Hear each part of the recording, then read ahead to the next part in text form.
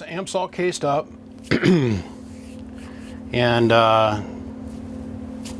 it's kind of taking a guess on the output capacitance and a guess on the input capacitance because of this transformer.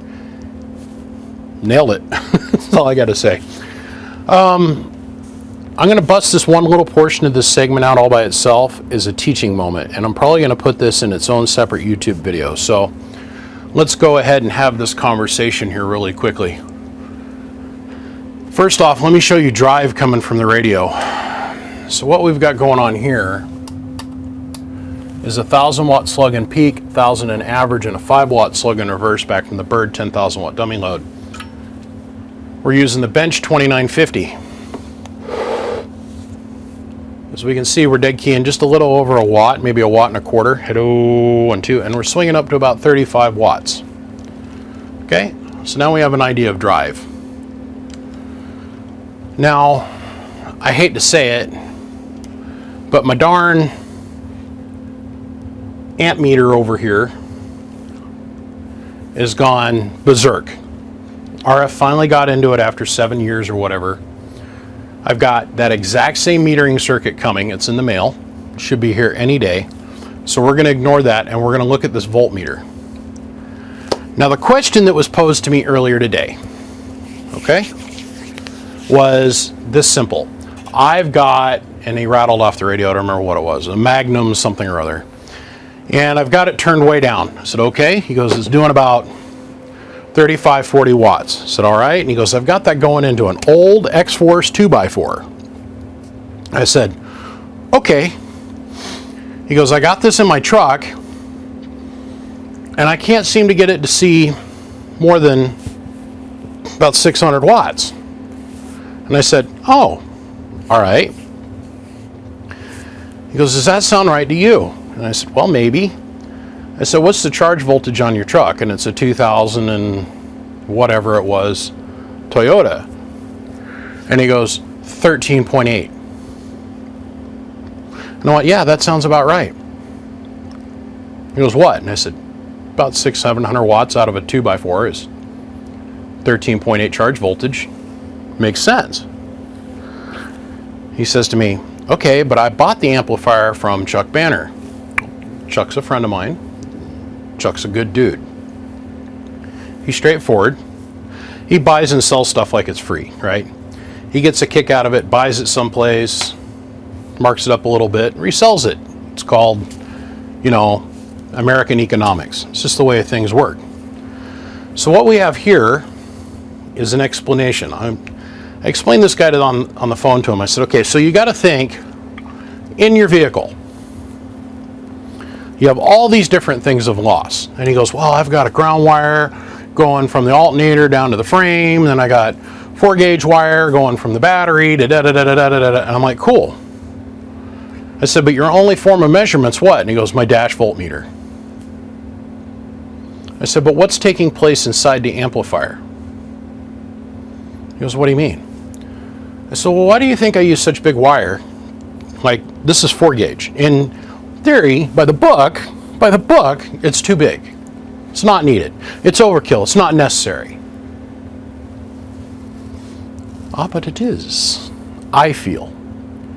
See, I'm in charge of what I do here. I get to do whatever I want, not, well, you know, they say technically that this is not, da-da-da-da. Great, got it, good. Shut the fuck up, don't care. Me personally, would rather have 2 pieces of 4-gauge going in here versus, you know, a single piece of 8. Because in theory, a single piece of 8 can easily handle everything that's going on here. So, as you can see, I've got 15.32 volts on the distribution rail inside the amp. So we've got 4-gauge coming in, right to the distribution bus. The 4-gauge is having to carry the current for these 4 transistors, and then it goes through this positive rail here, this copper bus, over to the output transformer of the 2-pil driver section. So we know 4 transistors pulls 100 amps, and then the 2-pil section itself is going to pull another 25, 28 amps, depending on how you calculate your loss and getting the current over there. So we're looking at about 125 amps, 130 amps max worth of draw. We've got oversized wire going in, 1,000 plus amp power supply, not the little 90 or 120 amp supply that would be coming off of your alternator, your charge system on your stock vehicle. 1,000 amp plus, fed with 4-aught gauge cable, hooked up to a giant distribution network attached to 6 frickin' batteries, 2 super caps, and 1 lithium thing. There's, on the other side of these terminals, like I've, find some wood, touch wood, thank God I've never had anything metal fall on these 2 tabs, because it would just disappear in a giant 12-volt arc of nastiness, right? There's a lot of current on the other end of these wires. Now we all know that current stays consistent in the circuit. The thing that we're trying to keep up is the voltage, right? So watch this box run. We're just going to watch this run for a second. Here's our output power. Remember, 1,000 peak to average, 5 watt. Oh, I'm going to turn that 5 watt slug around, or I'm going to destroy it. Okay. So got the radio dead key in, 1 watt. Like 1 1/4. At 1 1/4 going in, over 1,000 watts, no problem. 450 to 500 bird. 1 2 1 2. So let's go over here and look at the voltmeter. 1 2 14.7 from 15.3. So now what we can calculate out in our brains is if your charge system and this is going over 4 foot of wire, we're having that much voltage drop over 4 feet of wire, and that's to the inside of the amp.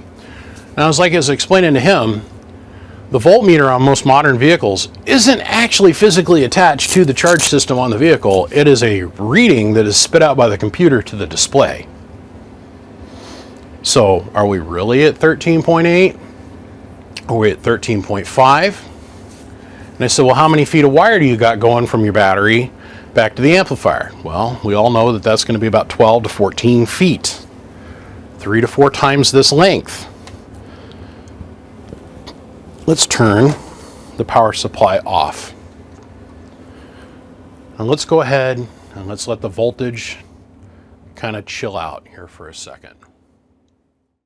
Okay, so now we're down below 13 volts. At 1 2. So now we're down to 17 volts, or 700 watts. So we're at 13, let's say he's got 13.8 going in. At 1 2 1 2. He's pulling to about 12.5, 12.6 volts in the amp. And it's probably worse than that with all the length of wire. Now, let's say he decides to run it on sideband. Exact same amount of drive, or just simply now running on sideband. At 1 2 1 2 1 2. Now we're around 650 watts, 700 watts here. But look at our voltage drop. At 1 2 1 2. We're down below 12. My power supply will not let me adjust anything lower than 14 volts. So if I reach down here and I turn this on, let's see if the power supply is going to be kind to us. I think it's going to make me sit at about 14.1.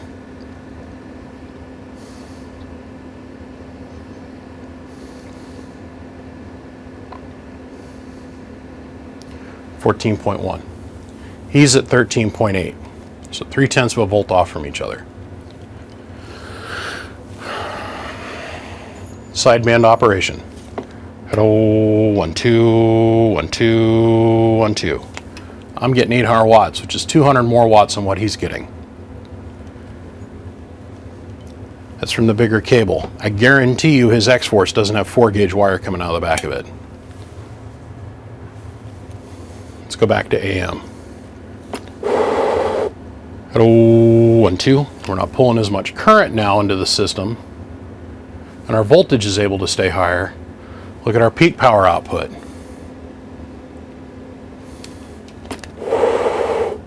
Hello, about 900 watts is what we're getting out of this thing. And look at our voltage drop. Hello, 11111 versus sideband operation, where we're going to pull vastly more current. Hello, 1, 2, 1, 2, 1, 2. There's our output power. Hello, 1, 2, 1, 2.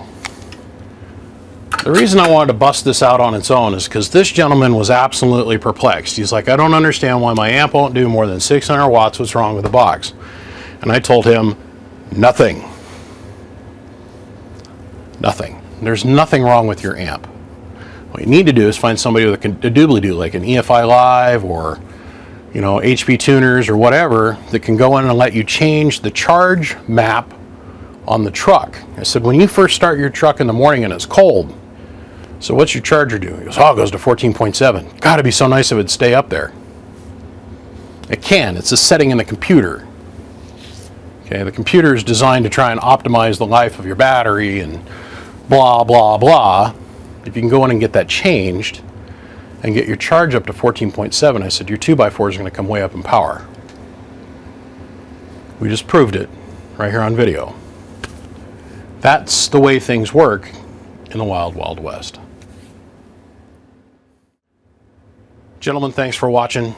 I busted this out of another YouTube video. I'm going to go on and continue finishing this video for this amp. Thanks for tuning in and following along. I appreciate the thumbs up. Hopefully you guys learned a little bit. We went on to have the discussion on the phone with how much is it really going to help him to get that extra 400 watts out of the box by getting his voltage up. It's not going to help him that much, because we all know that, you know, for you to make a dB gain in somebody's radio, you've almost got to go up 3 times in power. That's if you're transmitting on omnidirectional antenna. We just sat down and we talked about it, and I said, you know, you can be happy with what you got, or you can go down the rabbit hole and change the computer, and then you're going to need to put bigger wire and that kind of thing, and you'll get more power out of the amp. You will. So ultimately the decision lies with him. But thank you, gentlemen, for tuning in, following along. This is just one of the many free-form things that I do. I put this kind of content on Patreon all the time. You might want to come along and try and check us out on Patreon. On that note, gentlemen, I appreciate you. I'll see you. Click, click.